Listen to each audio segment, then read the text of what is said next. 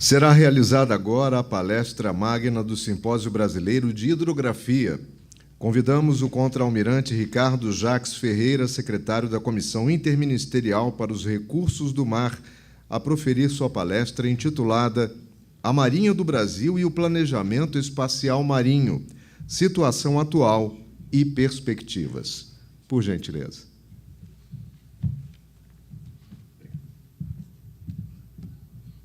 Almirante de Esquadra Fragelli, eu ex-comandante da Escola Naval, contra-aspirante, em nome de quem cumprimento os almirantes e demais oficiais aqui presentes, vice-almirante Paulo César, da SB Hidro, em nome de quem cumprimento todos os associados da Sociedade Brasileira de Hidrografia, e o senhor Antônio Alvarenga, superintendente do SEBRAE Rio de Janeiro, em nome de quem cumprimento as autoridades civis, empresários e pesquisadores interessados no tema. Eu costumo dizer que a SB Hidro foi meu primeiro grande desafio. O almirante Paulo César fez o convite para mim e eu comentei à época que eu não era hidrógrafo e tinha uma semana de CECIRM, mas eu aceitei o desafio, chefe, na época, porque eu tinha sido muito bem preparado pelo almirante Linhares, que está aqui, que foi meu antecessor, e me deu as condições de fazer essa apresentação. Mas, de qualquer maneira, chefe, continua sendo um desafio hoje, porque eu tenho que fazer essa apresentação hoje para diversos outros hidrógrafos, outros CECIRMs aqui presentes, alguns com participação direta na criação desse programa do Planejamento Espacial Marinho. Queria deixar aqui registrado a importância do papel do almirante Rocha Martins e do almirante Guida, os nossos antecessores meus e do almirante Linhares na CECIRM. E esse é um tema que realmente ele tem sido muito interessante, muito desafiador, porque ele tem uma transversalidade enorme. Ele atinge diversos setores da sociedade, atinge a academia, ele envolve o governo, e, por isso, nós acreditamos que o melhor lugar para depositar esse projeto, para depositar esse serviço, é na nossa Comissão Interministerial para os Recursos do Mar.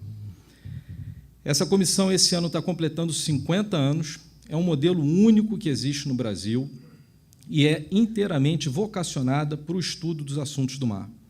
Então, nós temos hoje 18 ministérios, eram 16 ministérios, mais a Marinha do Brasil, hoje nós temos 18 ministérios, com a inclusão do Ministério das Comunicações, por toda essa questão que nós estamos vendo hoje, da questão da internet, dos cabos submarinos, vimos muito detalhadamente o que aconteceu no Ceará, e também tivemos o envolvimento do Ministério do Desenvolvimento, Indústria e Comércio, que nós convidamos e trouxemos para dentro da CECIRM, por entender que a participação do setor produtivo é muito relevante nas discussões que são travadas ali no âmbito da CIRM.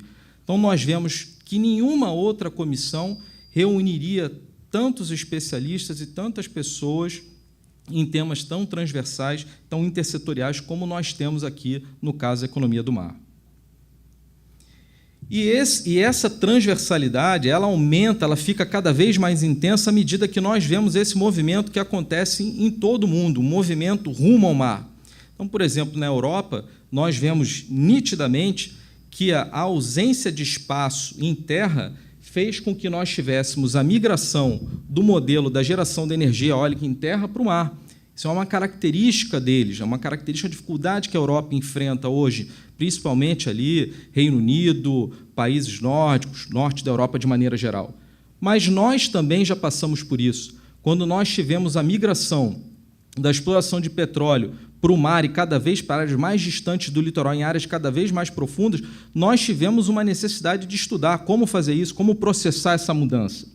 E nós vemos também outros modelos, que com certeza serão explorados aqui durante o simpósio, mas nós tínhamos ali a geração de energia tradicional em terra, migrando agora para usinas maremotriz, usinas que utilizam o movimento das ondas, usinas que utilizam geração de energia por variação de temperatura nas diferentes camadas do oceano. Então, cada vez mais nós temos uma migração para o mar, que também é visto num modelo muito tradicional que nós temos aqui no Rio de Janeiro, ali na região da Costa Verde. Aquelas áreas de fazendas marinhas que nós temos ali, nós temos uma exemplar na Ilha Grande, uma área de 7 mil metros cúbicos, produzindo 11 toneladas de proteína por ano. Então, a gente vê a relevância e a importância desse setor. E nós vemos também, ao mesmo tempo, que essas fazendas que antes eram costeiras e em terra estão indo para regiões oceânicas. Da mesma maneira, nós temos hoje a algacultura em contraposição à nossa agricultura, já muito importante, tanto para a biorremediação, como para a produção de insumos para dermocosméticos, ou até mesmo para a produção de alimentos. Um movimento muito vibrante aqui no nosso estado, também ali na região da Costa Verde. Obviamente, com toda essa demanda de espaço no mar, se nós não tivermos uma organização, um processo, uma ferramenta de governança, a probabilidade dessas atividades não serem desenvolvidas da forma sustentável ou de não haver uma sustentação jurídica para que elas se desenvolvam pode gerar um conflito. Aí surge o nosso planejamento espacial marinho. É uma ferramenta de governança que vai permitir isso aqui, o espaço da aquicultura, o espaço da pesca, tanto industrial como artesanal, turismo, lazer, o espaço das eólicas, a questão do óleo e gás e também as áreas de proteção, que são importantes por uma teoria de direito hoje, que ela já está consolidada dentro do direito ambiental, que é a teoria intergeracional. Nós não podemos acabar com esses recursos em uma geração, nós temos que pensar sempre nas gerações vindouras, por isso a importância disso daqui. E é óbvio que a Marinha tem seu interesse, que a partir do instante que essas atividades estão ordenadas, nós temos as rotas garantidas com seguras e um incremento perceptível na segurança do tráfego aquaviário. E isso daqui também tem relação com essa questão. A partir do instante que eu não tenho acidentes ou que eu reduzo acidentes, eu estou contribuindo para isso daqui. Obviamente que isso não pode ser feito pensando só no Brasil. Nós temos nossos vizinhos, o Uruguai e a França, e todas as ações coordenadas dentro do Estado brasileiro têm que ser feitas de forma coordenada com os nossos vizinhos. Então, em suma, o que seria esse planejamento espacial marinho? A vida na Terra depende do mar. Os oceanos cobrem 71% do nosso planeta e é natural que as pessoas se preocupem profundamente com esta questão. Com vida abundante e enormes recursos, os oceanos significam algo de diferente para cada um de nós. Todos nós temos os nossos próprios interesses. Gerações de pescadores ganharam a vida a partir do mar. Os conservacionistas estão empenhados em protegê-lo, tal como o capitão de um navio cargueiro necessita de águas profundas e acesso direto ao porto pela rota mais curta. Afinal, tempo é dinheiro. Então, o que é prioritário quando uma área marinha é lar de vida selvagem, recursos pesqueiros e comércio marítimo, tudo no mesmo local? E se a situação se complicar devido a recursos minerais que a indústria de mineração pretende extrair? Ou se o investidor pretende construir um parque eólico? O responsável pela gestão do local, normalmente um funcionário governamental, enfrenta muitos desafios para lidar com todas essas exigências. Como é que se podem satisfazer todas essas pessoas e os seus interesses? Como é possível utilizar e, ao mesmo tempo, proteger os oceanos? O Planejamento Espacial Marinho, ou Ordenamento do Espaço Marinho, MSP na sigla em inglês, é um modo relativamente novo de gerir atividades humanas que tem lugar nos oceanos. Trata-se de um processo estratégico de longo prazo que guia onde, quando e como as atividades humanas têm lugar. Isto pode ser útil onde existem oportunidades para novas utilizações ou onde as atividades humanas têm um impacto sobre a natureza. O MSP pode contribuir para equilibrar interesses concorrentes, assegurando que a sociedade retira benefícios ao mesmo tempo que protege o ambiente marinho. Bom, então, o que nós vimos aqui vai ser uma tônica, uma constante na apresentação de hoje, aquela balança. Nós precisamos conciliar o uso e conservação, e com uma outra expressão que foi comentada, de forma que a gente possa trazer resultados e retorno concreto para a sociedade. Com isso, nós tivemos o início desse trabalho, tomando como base essa definição da Unesco, onde o PEN se transforma num processo público de distribuição espacial e temporal das atividades humanas que são realizadas no mar, para alcançar objetivos ecológicos, econômicos e sociais. Esse foi o nosso ponto de partida. Nós estamos fazendo, então, a distribuição dessas atividades de forma a conseguir que nós vamos atender os objetivos ecológicos, econômicos e sociais. Mais adiante, eu vou apresentar a visão que foi aprovada dentro da CIRM, e nós vamos ver que alguns outros objetivos foram acrescentados a esses iniciais. E como nós estávamos ano passado, quando eu fiz essa apresentação a primeira vez? Isso aqui é retirado de um site, a última estatística é de 2019, só que eu entrei em cada um dos países que tinham sido apresentados em 2019 e fiz uma atualização nesse mapa. Ano passado, quando eu fiz essa apresentação, A nossa área aqui estava totalmente branca. Hoje já tem aqui um pontinho amarelo. Nós já temos um projeto piloto na região sudeste. Da mesma maneira que a Argentina, que também estava branca, já tem o seu projeto piloto na Baía de São Jorge. E uma coisa interessante, o lado da costa ocidental da África, que estava todo amarelo, ou seja, indicando que os planejamentos estavam em desenvolvimento, nós já temos aqui um plano aprovado, completo, não aprovado, e um aprovado não em aplicação. Onde? Na Namíbia e Angola. 2 países com tremendo potencial de economia do mar. Angola com a questão da mineração e Namíbia com a questão dos portos profundos na costa ocidental da África. Então, nós vemos aqui a importância dessa ferramenta, porque esses países vislumbram uma oportunidade muito importante de atração de investimentos. E é exatamente isso. O que vai acontecer se nós não implantarmos o PEM? Então, eu pego a transparência que nós tivemos com o apoio do pessoal do Porto do Açu, inclusive, acho que o gerente é um hidrógrafo, não sei se está presente hoje aqui. Mas essa transparência ela é muito interessante, porque ela nos mostra isso aqui. Quando nós fizemos, acho que o gerente do VTMS é o Gomes ainda, não é? O Alexandre está aí, pronto. Nós temos aqui esses projetos de energia eólica no Porto do Açu. São 13 projetos. Esses 13 projetos vão gerar 33 gigawatts de energia. Hoje, a nossa capacidade solar instalada no território é de 37 gigawatts de energia. É lógico que nós vemos aqui diversas áreas sobrepostas que precisam ser ordenadas e reguladas posteriormente, mas nós temos uma ideia da dimensão, da importância desses projetos daqui.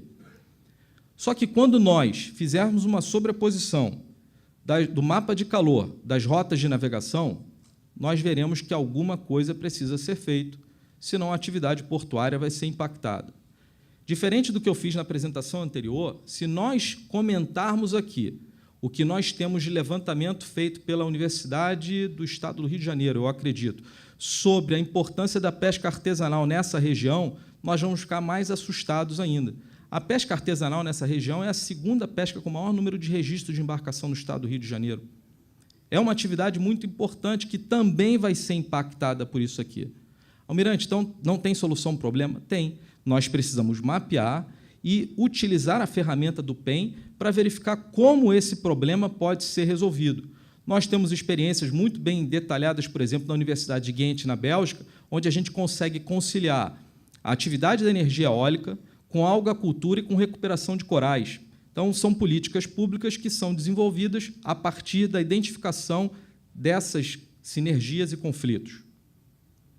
E isso vai fazer parte da nossa realidade, principalmente porque diversas empresas tradicionais de óleo e gás estão virando empresas de energia, estão trabalhando com projetos de energia. A própria Petrobras tem aqui 10 áreas ao longo de todo o território com uma perspectiva de produção de 23 gigawatts de energia. Então, obviamente, essas áreas também serão impactadas e precisarão ser devidamente estudadas para que todas as atividades humanas sejam conciliadas naquele espaço. E aqui, é claro, sem entrar na área do professor Marcelo Sperling, mas já entrando, né, nós temos um potencial gigantesco que, ao longo de anos, foi levantado aqui pela Marinha, junto com o Serviço Geológico Brasileiro, com a CPRM, com a academia, e nós sabemos exatamente o potencial que nós temos hoje da fosforita, aqui, já mapeado.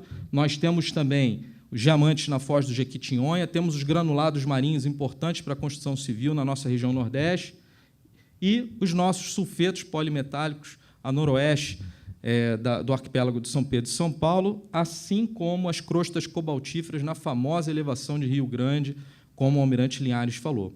E aqui uma particularidade.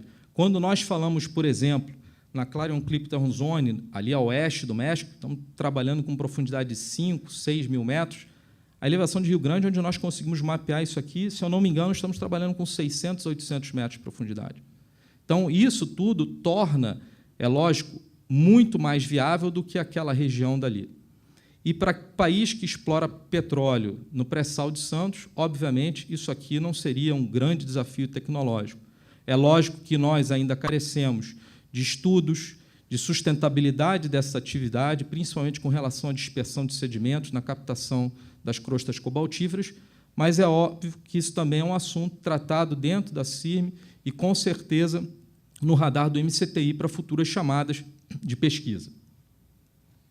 E aqui as nossas crostas cobaltíferas, aumentando a importância dessa área para o país, principalmente quando nós consideramos a transição energética e nós vimos ali, por exemplo, a meta da União Europeia de produzir até 2035 250 milhões de carros elétricos, e nós sabemos que os minerais que são necessários para essa transição energética, só no caso do cobalto e o lítio, seriam necessária a abertura de 300 a 400 minas para poder suprir a demanda do que está previsto aqui. E nós temos esse potencial nosso. É lógico, volto a dizer, sabemos que existe o material, precisa ter um estudo de viabilidade econômica, de potencial econômico, para que essa atividade realmente possa se tornar um dia realidade. E é óbvio, esse relatório de 2015 da OCDE ele é bem claro também, né? Ele diz que de 2010 até 2030 nós temos uma previsão de aumento de valor agregado da economia de 1,5 trilhão para 3 trilhões na economia do mar. Tivemos uma pandemia aqui no meio, com certeza essa previsão de 2030, nós temos especialistas, o próprio professor Tauan Santos diz que essa área deve acabar chegando um pouquinho mais adiante aqui, mas nós temos ali um potencial grande de economia e, principalmente, de geração de empregos, e nós precisamos estar preparados para isso. Nós lembramos muito bem que, no início do óleo e gás no Brasil, nós tivemos que trazer engenheiros para o país. E aqui agora a gente fala sobre eólicas offshore, sabemos que precisa de um engenheiro muito específico para esse trabalho. Está na hora da gente começar a produzir esse engenheiro agora, porque a fila de espera para o navio começar a produzir um parque eólico é de 4 a 5 anos. É o tempo que nós temos para produzir esse engenheiro para poder trabalhar nesses parques. E um destaque, esse relatório ele aponta quais são as áreas de maior potencial: aquicultura, pesca, atividades marítimas e portuárias. Isso está no DNA do Brasil. No caso específico do Rio de Janeiro, aqui, isso está no DNA do Rio de Janeiro.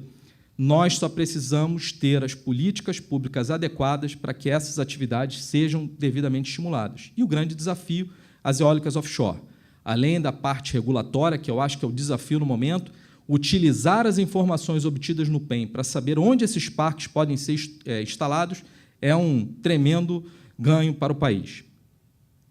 E é isso. O PEM, no final das contas, vai dar um ganho para a economia, a partir do instante que eu faço o mapeamento das atividades, vou identificar essas sinergias e vou garantir a segurança jurídica a partir do momento que nós tivermos políticas públicas consistentes para o desenvolvimento das atividades.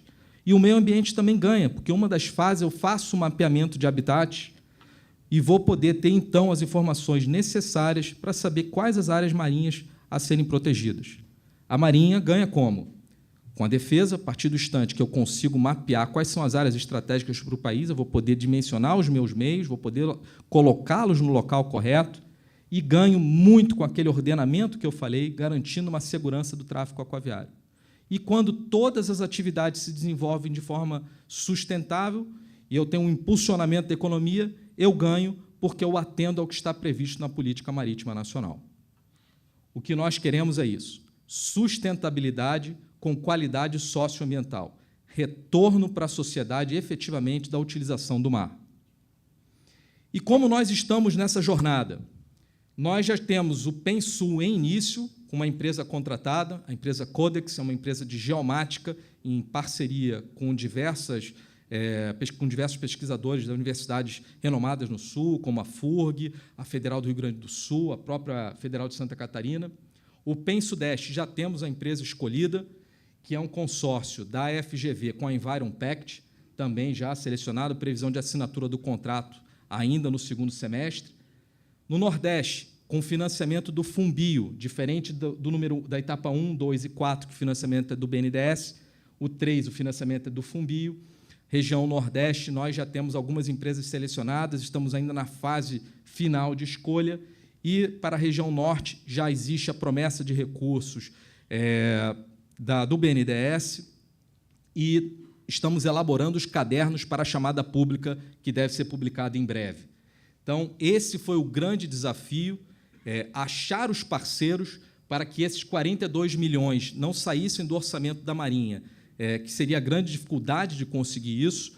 Então, nós tivemos a oportunidade de fazer uma parceria inicialmente com o BNDES e depois com o FUNBio para a alocação desses recursos e com contratação das empresas. Uma outra particularidade aqui é que, além desse envolvimento da academia, está em andamento, e aí o diretor do INPO aqui, o Andrei, sabe muito bem, um acordo de cooperação técnica da CECIRM com o INPO, para que, durante as discussões no Comitê Executivo do PEN, nós tenhamos a participação da rede de pesquisadores do INPO para nos auxiliar em eventuais desempates ali no desconflito entre uso e conservação. Bom, a visão é bem extensa aqui, mas eu queria destacar algumas coisas. Então, primeiro, desenvolvimento sustentável e a importância de ter um espaço marinho saudável, seguro e produtivo. Então, isso aqui foi uma constante, e a visão ela tem que ser grande desse jeito, assim, porque ela tem que atender às expectativas de 18 ministérios. Temos aqui a importância do conhecimento científico, da utilização dos saberes tradicionais, e aí sim a questão da participação na elaboração do PEN, e a inclusão, além daqueles objetivos ecológicos, econômicos e sociais, da questão da soberania e defesa na nossa visão do PEN aqui. E como nós estamos visualizando essa dinâmica? Primeiramente, a contratação do estudo, depois, é a fase que a Codex se encontra hoje, construindo o arcabouço legal.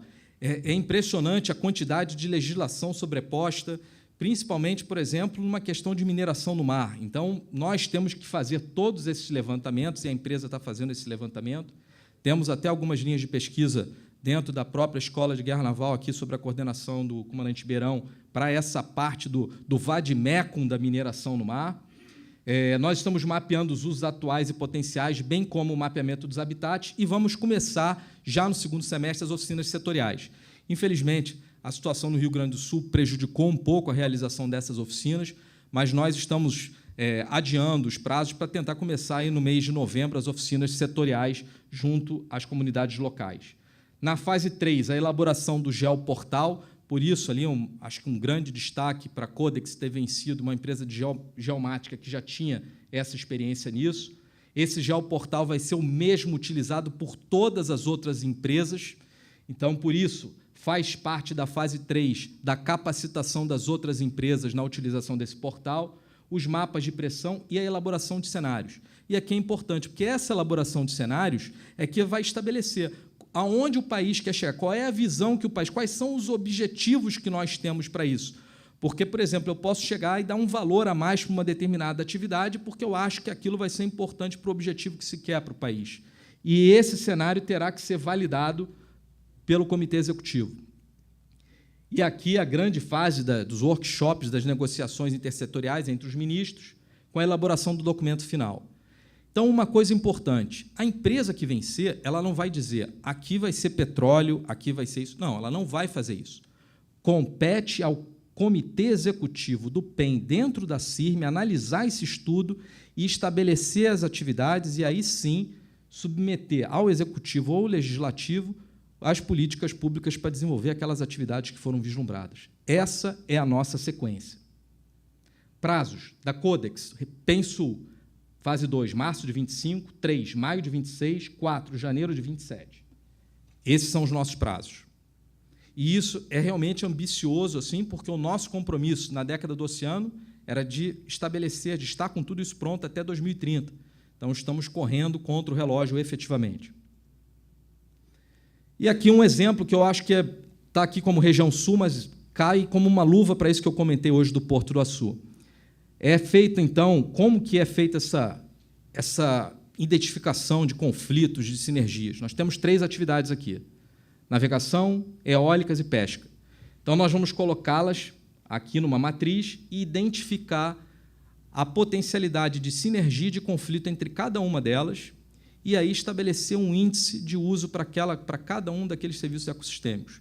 É um trabalho gigantesco, uma vez que a gente sabe que tem inúmeras atividades humanas sendo realizadas no mar, mas, por meio disso aqui, é que se pretende estabelecer a identificação dos mapas de pressão e exatamente qual atividade vai ter que ter uma negociação com cada uma das outras atividades. Como eu dei um exemplo aqui, por exemplo, as eólicas offshore, nós temos um potencial, por exemplo, para uma vez que a gente não vai poder ter embarcação pesqueira trafegando no meio daquele parque eólico, a gente direcionar os pescadores para um outro tipo de atividade coordenada de forma conjunta e ordenada, como, por exemplo, a algacultura ou até mesmo a criação de mexilhões, uma vez que cada torre dessa aqui tem uma possibilidade de gerar 1 tonelada de mexilhão por ano. Então, temos várias opções para identificar quais seriam as soluções para a coexistência das atividades.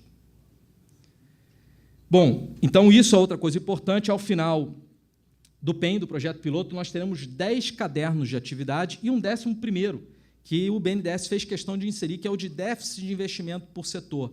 Esse caderno é o que vai ser utilizado para o BNDES, nessa atividade do BNDES Azul, para subsidiar políticas de financiamento e de investimento.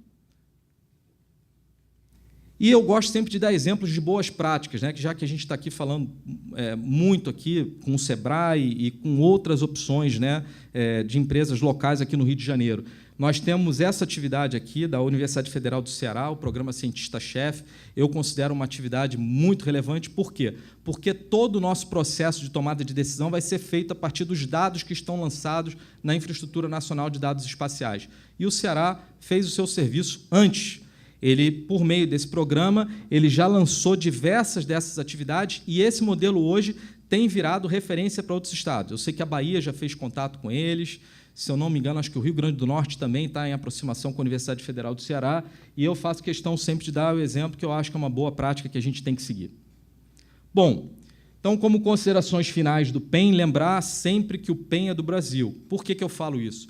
Porque o setor ambiental não quer que seja do banco, o setor ambiental não quer que seja da empresa, e realmente, a partir do instante que a gente diz que o PEN é do Comitê Executivo, representado por 18 ministérios que tem o setor produtivo e o setor ambiental, a gente dá a transparência para a sociedade de que nada está sendo feito top-down. Então, o PEN é do Brasil e ele vai prever toda essa integração setorial, ecossistêmica, geográfica, porque não adianta eu fazer uma coisa no Paraná e esquecer do que está sendo feito em São Paulo. Então, isso é fundamental dentro do PEN.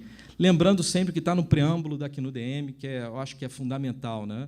Os problemas do espaço oceânico estão estreitamente interrelacionados e devem ser considerados como um todo. Por isso que nós sempre falamos, é a década do oceano e não dos oceanos. A gente tem que entender que tudo está realmente interconectado, interrelacionado, e precisamos ter atenção a isso. E, como eu disse, à luz do direito internacional, principalmente aí, hoje eu acho que é um grande assunto, a região norte, a questão da margem equatorial, a importância de se fazer isso de forma coordenada com o nosso vizinho, que é a França, e, da mesma maneira, no sul, com a questão dos parques eólicos e da atividade de pesca, a necessidade de fazer uma coordenação com o Uruguai. Bom, muitas vezes comentam sobre isso, né, o envolvimento da Marinha, por que a Marinha está envolvida nisso. Eu não tenho dúvida, isso aqui eu pego esse slide, sempre foi do Almirante Linhares, né, o Geoffrey Teal ele é bem cirúrgico, né, a Marinha ela tem que estar envolvida, porque, primeiro, os seus interesses setoriais, e, segundo, porque ela vai estar diretamente envolvida no atendimento da demanda dos outros setores, seja na fiscalização ambiental, seja na fiscalização de pesca. Então, nós precisamos efetivamente participar disso. E eu estendo isso para todos os setores, né? O mar não é da Marinha. O mar não é da Marinha. O mar é de todos aqueles que têm o interesse e precisam estar presentes ali para fazer com que, efetivamente, a gente tenha uma economia do mar. Então, não adianta estar só uma ocupação de defesa ali. O mar tem que estar ocupado efetivamente, economicamente, cientificamente e, principalmente, também com a questão da preservação e conservação. Bom, antes de encerrar, eu só queria fazer alguns comentários. Na minha última apresentação, eu falei sobre alguns feedbacks, algumas coisas que teriam potencial crescimento para a atividade hidrográfica no país. Na época, eu falei sobre a questão da revisão dos calados operacionais e também das obras sobre água, do aumento de demanda para o serviço de hidrografia. O Almirante Linhares já comentou aqui, mas é fato. Nós temos um projeto de Caiçara do Norte, lá para o Rio Grande do Norte, um porto especificamente para atender a questão de eólicas offshore. Nós tivemos aqui, e aí está o Almirante Rocha Martins também, acompanhando esse assunto da dragagem do Porto do Rio de Janeiro. Não sei se temos algum representante da Portos Rio para receber os 366. Então, um projeto aí de 166 milhões de reais.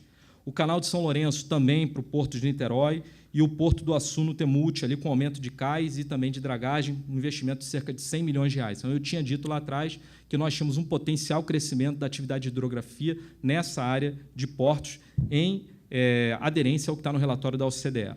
E comentei também sobre a questão das eólicas offshore. Naquela época, nós tínhamos 80 projetos lançados no IBAMA e hoje nós temos cerca de 100 projetos. Então, realmente, há essa previsão de um dia, quando isso sair do papel, que tem uma demanda muito grande, porque para cada parque eólico eu preciso fazer uma categoria alfa na implantação e um bravo por ano de manutenção. Isso vai aumentar tremendamente as demandas por serviços hidrográficos, não só das empresas, mas do pobre CHM, que será realmente bombardeado com bastante serviço. Com isso, eu encerro a minha apresentação e me coloco à disposição para qualquer dúvida. Obrigado, senhores.